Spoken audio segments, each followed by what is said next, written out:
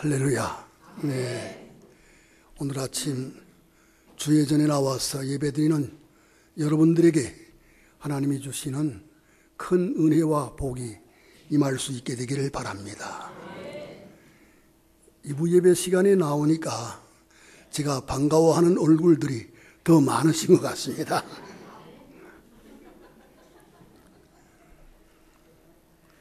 저는 북한에 있을 때에 교사가 되려고 사범학교에 다녔습니다. 남한에 나와서 병원에서 투병 생활을 하면서도 앞으로 교사가 되어 일을 하면서 복음을 전할 꿈을 꾸며 지낸 때가 있었습니다. 그런데 하나님께서는 믿는 저에게 성령의 뜨거운 체험을 하게 하셨고, 그때부터 주님께 온전히 헌신하여 주의 종으로서 일생 동안 그리스도의 일꾼으로, 교회의 일꾼으로 살게 된 것입니다. 요즘은 경제적인 어려움으로 인하여 직장을 구하지 못하고 어려움을 겪는 사람들이 많이 있습니다. 또한 직장 생활을 하면서도 자기가 다니는 직장을 만족하게 생각하고 일하는 사람들이 그리 많지를 않습니다. 그런데 저희 지내온 생애를 되돌아볼 때에 주의 종으로 일하게 된 것을 후회하였거나 불만하게 생각한 일이 없었습니다. 육신적으로 피곤하고 정신적으로 고통스럽고 여러 가지 어려운 일들로 참기 어려운 때에도 그러하였습니다. 저는 그저 주님의 일꾼이 된 것이, 교회의 일꾼이 된 것이 너무도 기쁘고 감사한 일이었습니다.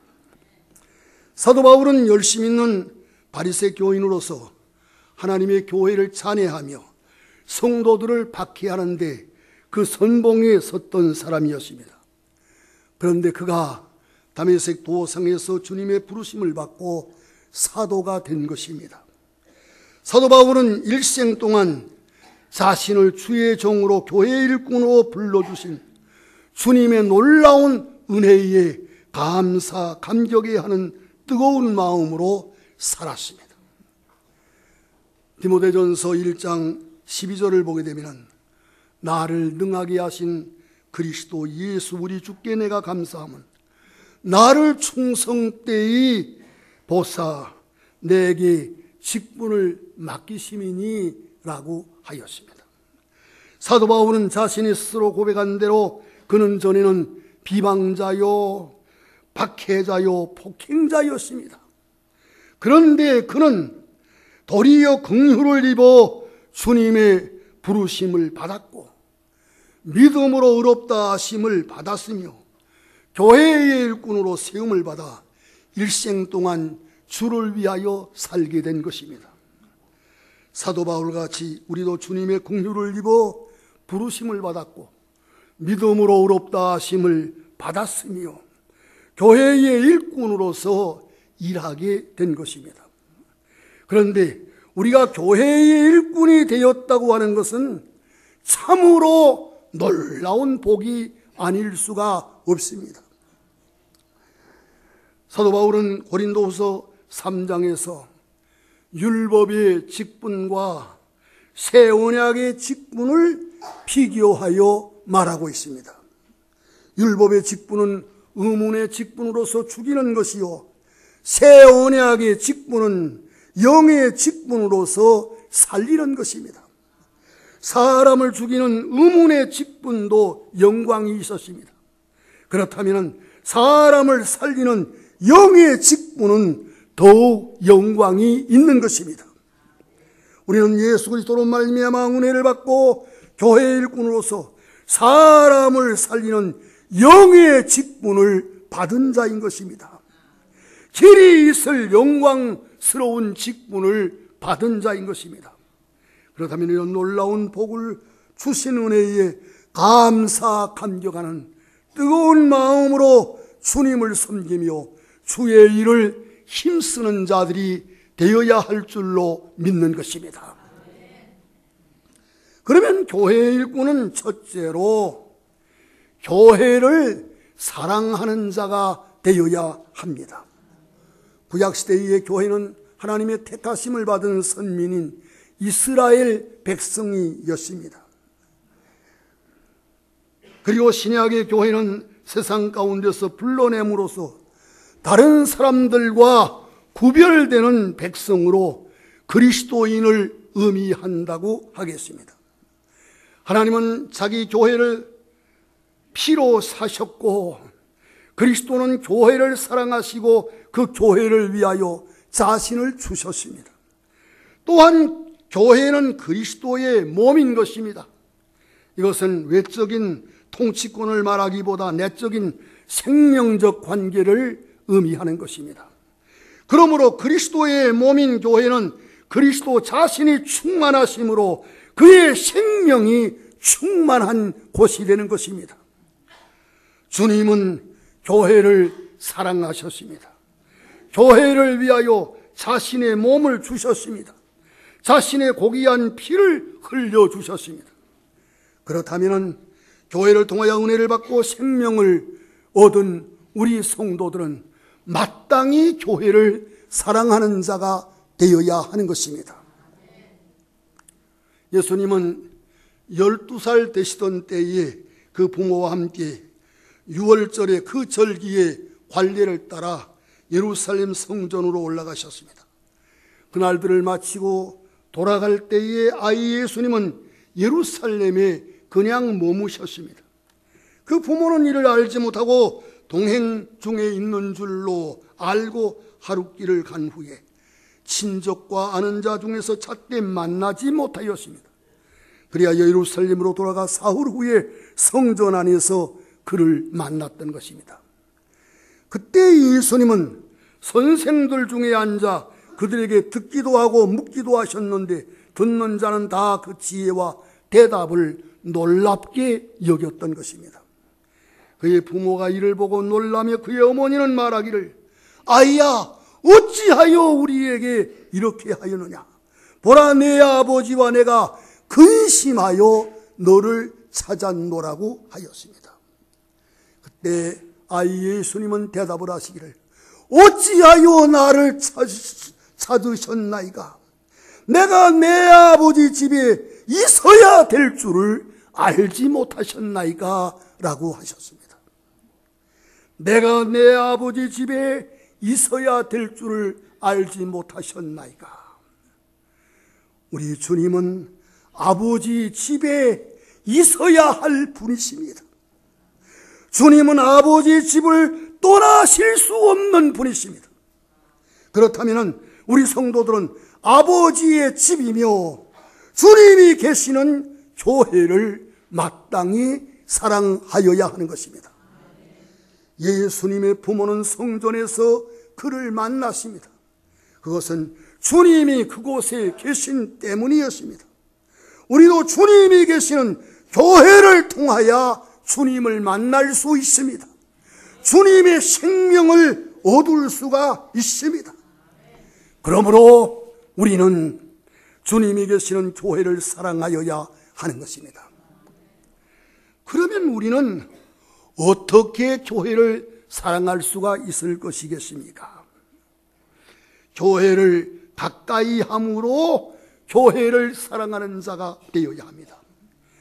예수님은 세상에 계실 때의 유다인의 절기에는 그 관례를 따라 예루살렘 성전에 올라가셨습니다. 안식일이 되면 그 관례를 따라 유대인의 회당에 들어가셨습니다. 주님은 세상에 계실 때에 성전 중심의 생활을 하셨습니다. 회당 중심의 생활을 하셨습니다. 우리 성도들은 세상에서 아버지의 집이 되고 주님의 몸된 교회를 중심하여 가까이 하여 사는 자가 되어야 합니다. 우리 성도들은 그리스도 안에서 교회와 생명적인 관계를 갖고 있는 자들입니다. 요한복음 15장 5절을 보게 되면 나는 포도나무요 너희는 가지라. 그가 내 안에 내가 그 안에 거하면 사람이 열매를 많이 맺나니 나를 떠나서는 너희가 아무것도 할 수 없음이니라고 하셨습니다. 그리스도는 생명이십니다. 교회는 그리스도의 생명이 충만한 곳입니다.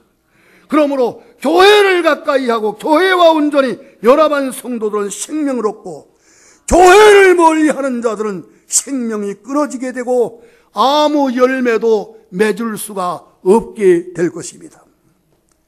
교회를 사랑하는 성도들은 교회를 가까이 함으로 그리스도의 생명이 충만하여 하나님이 원하시는 열매를 많이 맺게 되는 것입니다. 또한 우리 성도들은 교회를 위하여 기도하여야 합니다. 물론 하나님은 교회를 사랑하시고 교회를 통하여 생명을 주시고 자신의 거룩한 뜻을 이루도록 역사하실 것입니다. 그래도 우리 성도들은 하나님의 말씀을 이루며 그의 뜻을 온전히 이루는 영광스러운 교회가 되도록 힘써 지도하여야 하는 것입니다. 이사야 62장 6절로 7절을 보게 되면, 예루살렘이여 내가 너희 성벽 위에 파수꾼을 세우고 그들로 하여금 주야로 잠잠하지 않게 하였느니라. 너희 여호와로 기억하시게 하는 자들아, 너희는 쉬지 말며 또 여호와께서 예루살렘을 세워 세상에서 찬송을 받게 하시기까지 그로 쉬지 못하시게 하라고 하였습니다. 하나님은 예루살렘을 세우시고 세상에서 찬송을 받게 되실 것입니다.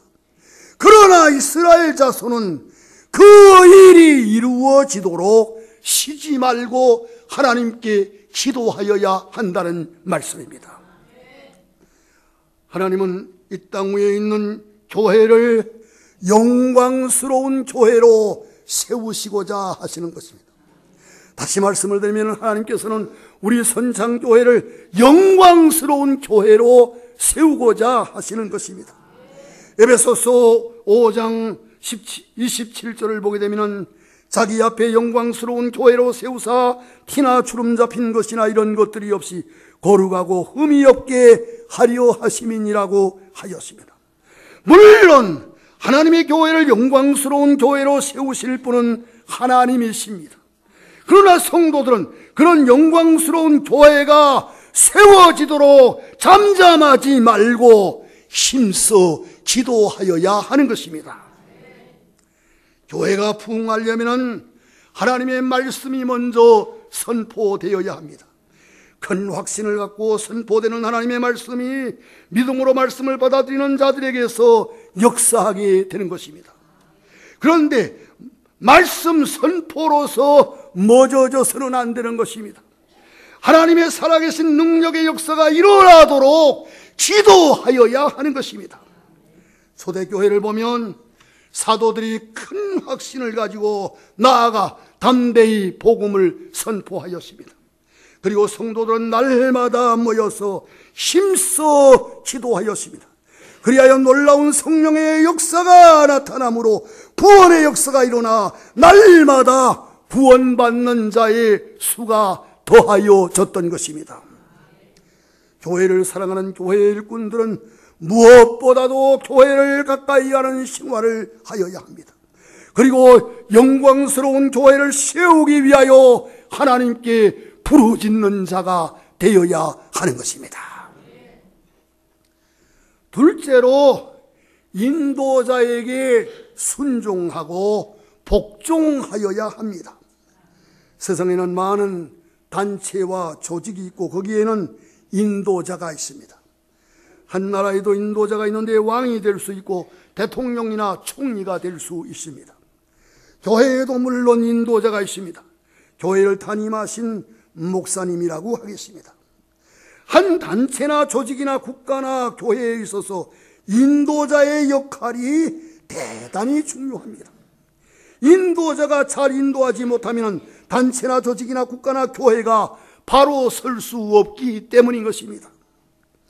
교회의 인도자가 하나님의 말씀을 따라 성령의 인도하심을 받아서 교회를 인도한다면 교회는 바른 길로 인도를 받을 수 있게 될 것입니다.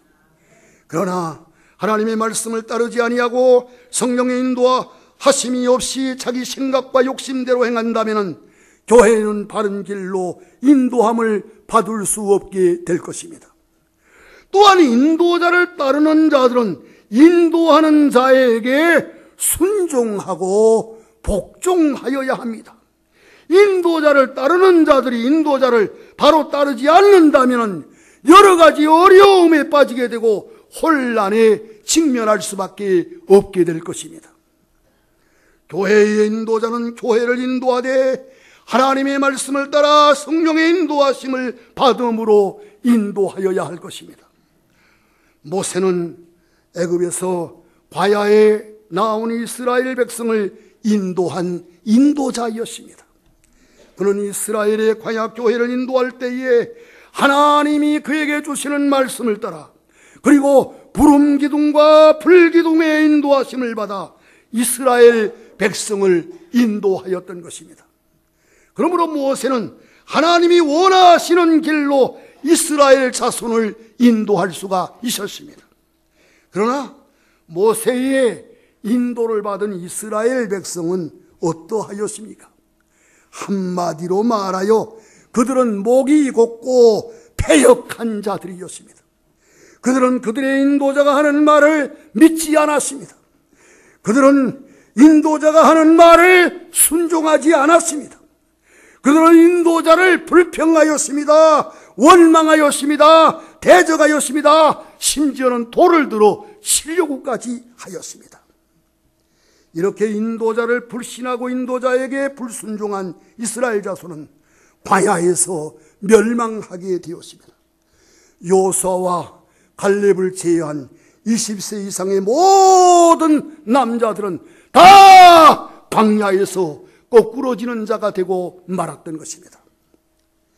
이스라엘 백성의 광야 생활은 불신앙과 불순종이 얼마나 무서운 죄인가를 우리에게 보여줍니다.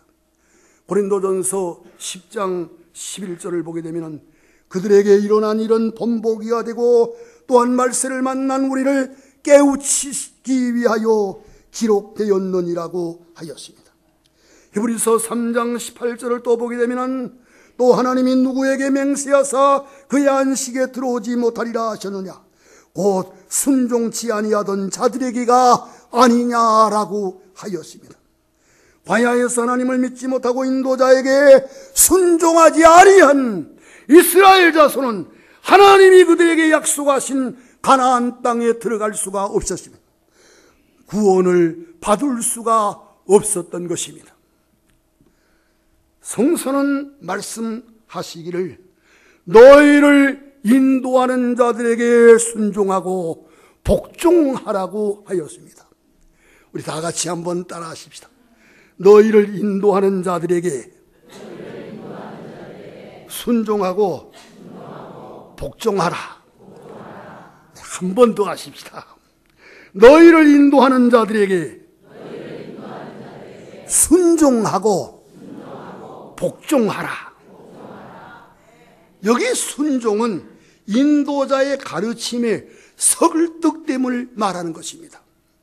그리고 복종은 완전히 굴복하는 상태 아래 있음을 뜻하는 것입니다. 인도자에게 설득되었거나 그렇지 않을 경우에도 완전히 굴복 상태에서 따르라고 하는 말씀인 것입니다. 성도들은 자신들을 인도하는 목사님에게 순종하고 복종하여야 합니다. 인도하는 목사님은 성도들을 위하여 밤낮을 가리지 않고 깨어 살피며 깨어 기도하고 있는 것입니다. 저는 수십 년 전에 어느 신앙 잡지에서 서울 연동교회를 심우하시다가 미국으로 이민 간 고 백년 목사님의 신앙과 생활사이라는 글을 읽은 적이 있었습니다. 백년 목사님께서 해방 후에 만주에서 목회하실 때에 부목사 일을 하게 되었는데 원 목사님이 세상을 떠나심으로 그가 대신 원 목사가 되어 일을 하게 되었습니다. 8명의 장로님들이 있었는데 모두 나이 많으신 장로님들이었습니다. 당회가 열려 안건이 나오면 장로님들이 별로 말씀하지 않습니다. 그래서 목사님께서 이 안건을 이렇게 처리하면 좋겠습니다 말하면 장로님들은 그거 좋겠다고 하면서 그대로 찬성해 주었습니다. 매번 당회가 그런 식으로 진행이 되었던 것입니다. 그런데 당회에서 결의한 일 중에서 잘된 일도 있었고 또 잘되지 못한 일도 있었습니다. 목사님은 죄송스러운 마음으로 장로님들에게 왜 그때 말씀하지 않았습니까? 라고 하였습니다. 그때 장로님들은 아닙니다. 교회는 목사님이 인도하셔야 합니다. 목사님이 일이 잘못됐다고 생각하지만은 그런 것이 아닙니다. 실패는 성공의 어머니라고 하는 말도 있는데 목사님 앞으로 목회해야 하시는데 다시는 그런 일이 없게 되었으니 얼마나 다행한 일입니까? 라고 말하면서 목사님을 위로해 주었다는 것입니다. 저는 고 백리원 목사님의 글을 읽으면서 이렇게 훌륭한 장로님들도 계시는구나 하고 감탄한 일이 있었습니다. 성도들은 인도자인 목사님께 순종하고 복종하여야 합니다. 순종은 제사보다 하나님을 더 기쁘시게 하는 것입니다. 하나님은 순종하는 자에게 영원한 가나안의 기업을 유업으로 주실 줄로 믿습니다. 셋째로 교회의 일꾼은 죽도록 충성하여야 합니다. 하나님은 이스라엘 백성을 세계 열방 중에서 택하셔서 자기 백성으로 삼아 주셨습니다. 그와 같이 하나님은 많은 사람들 중에서 우리를 택하시고 부르셔서 그리스도를 믿음으로 말미암아 구원을 얻게 하시고 교회의 일꾼으로 삼아 주신 것입니다. 우리가 하나님 교회에서 받은 직분은 이 세상의 어떤 직분보다도 귀하고 영광스러운 직분이 되는 것입니다. 시편 84편 10절을 보게 되면 주의 궁정에서 한 날이 다른 곳에서 첫날보다 나은즉 악인의 장막에 거함보다 내 하나님 문지기로 있는 것이 좋사오니 라고 하였습니다. 성전에는 제사장과 레위인이 하나님이 각각 그들에게 맡겨주신 일을 감당하였습니다. 제사장은 하나님께 제사드리며 기도하는 일을 담당하였고 레위인은 제사장을 도와서 성전 안에 일을 하였던 것입니다. 그런데 시편 84편을 기록한 이스라엘의 시인은 성전에서 문지기 역할을 감당하였습니다. 그는 고백하기를 내 하나님 성전 문지기로 있는 것이 좋사오니라고 하였습니다. 옛날 이스라엘의 시인은 성전 문지기로 만족하였습니다. 그는 성전 안에서 그 이상 더 바랄 것이 없었습니다. 성전 문지기는 하나님이 그에게 주신 직분이었습니다. 이 직분은 아무나 얻을 수 없는 직분이었습니다. 무엇과도 바꿀 수 없는 귀한 직분이었던 것입니다. 하나님의 일꾼은 하나님이 주신 직분을 받은 자인 것입니다. 이 직분은 일시적인 세상 직분이 아니라 영적인 영원한 직분인 것입니다. 이 세상 직분은 일단 그만두면 그것으로 끝나는 것입니다. 과장 일을 했거나 부장 일을 했거나 일단 끝나면 그것으로 끝입니다. 그러나 주님이 교회를 통하여 주신 직분은 결코 끝나는 직분이 아닙니다. 교회의 일꾼은 심우는 청년이 있다고 하더라도 그가 받은 직분은 변함이 없는 것입니다. 저는 이 교회에서 35년 동안 심무하다가 은퇴하여 심무하지 않는다고 하더라도 여전히 목사입니다. 그래서 저보고 고용일 목사라고 불러주는 것입니다. 교회의 일꾼이 영적인 직분인 것과 같이 성도들이 갖게 될 직분의 영광도 영원할 줄로 믿는 것입니다. 이렇게 우리는 교회를 통하여 영적인 영원한 직분을 받은 자 되었으니 이 직분을 소중히 여기고 영광스럽게 여겨야 하는 것입니다. 가룟 유다는 자기가 받은 귀한 직분을 소중히 여기지 아니하고 오히려 선생을 배반함으로 그 직분을 빼앗기고 비참한 최후를 맞는 자가 되고 말았던 것입니다. 자신의 직분이 참으로 소중한 줄로 아는 교회의 일꾼은 자신이 맡은 일을 충성스럽게 감당하는 자가 되어야 합니다. 고린도전서 4장 1절로 2절을 보게 되면 사람이 마땅히 우리를 그리스도의 일꾼이요 하나님의 비밀을 맡은 자로 여길지어다. 그리고 맡은 자들에게 구할 것은 충성이니라고 하였습니다. 하나님은 우리에게 충성을 기대하시면서 교회의 일꾼이 되게 하신 것입니다. 직분을 맡겨 주신 것입니다. 우리가 잘 아는 대로 마태복음 25장에는 예수님께서 제자들에게 세 가지 비유의 말씀을 주신 것을 기록하고 있습니다. 하나는 열처녀의 비유요, 또 하나는 달란트의 비유요, 그리고 또 하나는 양과 염소의 비유인 것입니다. 달란트의 비유를 보면 어떤 사람이 타국에 할 때에 종들에게 자기 소유를 맡기게 되는데 각각 그 재능대로 한 사람에게는 금 5달란트를, 한 사람에게는 금 2달란트를, 한 사람에게는 금 1달란트를 주고 떠났습니다. 주인에게서 5달란트 받은 자는 바로 가서 그곳으로 장사하여 또 5달란트를 남기고 2달란트를 받은 자도 그와 같이 하여 2달란트를 남겼습니다. 그러나 1달란트 받은 자는 가서 땅을 파고 그 주인의 돈을 감추어 두었습니다. 오랜 후에 주인이 돌아와 그들과 결산하게 될 때에 5달란트와 2달란트를 남긴 종들은 주인으로부터 착하고 충성된 종이라고 하는 칭찬을 들었으나 1달란트도 남기지 못한 종은 악하고 게으른 종이라고 하는 책망을 받고 바깥 어두운 가운데로 쫓겨나는 자가 되고 말았던 것입니다. 주인은 그 종들에게 각각 충성을 바라면서 달란트를 맡겼습니다. 그런데 5달란트와 2달란트를 받은 종들은 주인이 바라는 대로 충성하여 달란트를 더 남겼던 것입니다.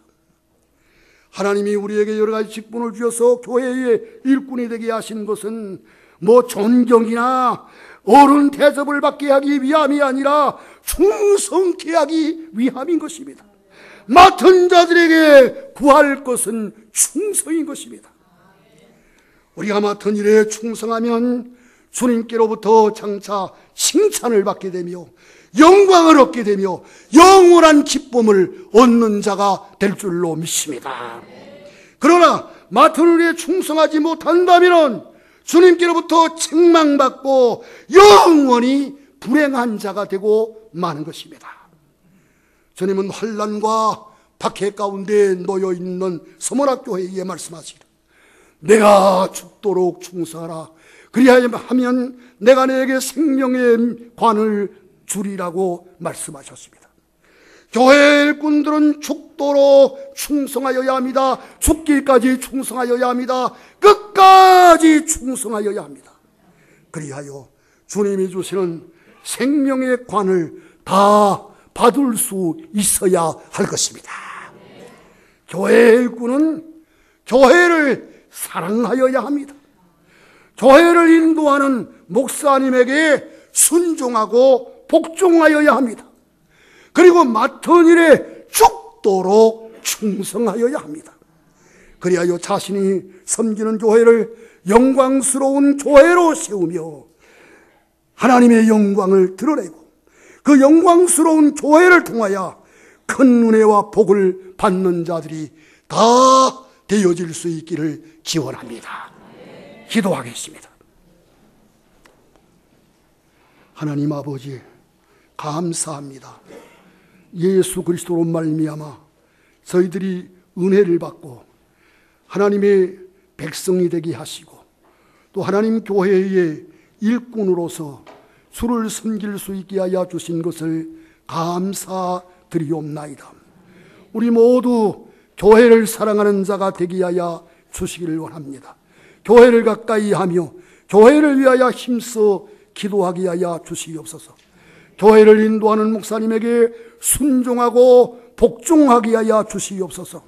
그리고 교회에서 맡은 직분을 죽도록 충성하는 자들이 다 되게 하여 주시기를 간절히 비옵고 원하옵나이다. 오늘 저희들이 주 앞에 나올 때에 빈손으로 나오지 아니하고 정성을 모두어서 11조와 헌물을 드려사오니 주님 일일이 기억하여 주시옵소서. 저들에게 영적으로 물질적으로 건강으로 모든 면에서 복을 주시며 믿음으로 승리하게 하시고 맡은 일에 충성하는 복된 자들이 다 되게 하여 주시옵소서. 예수님의 이름으로 기도드리옵나이다. 아멘.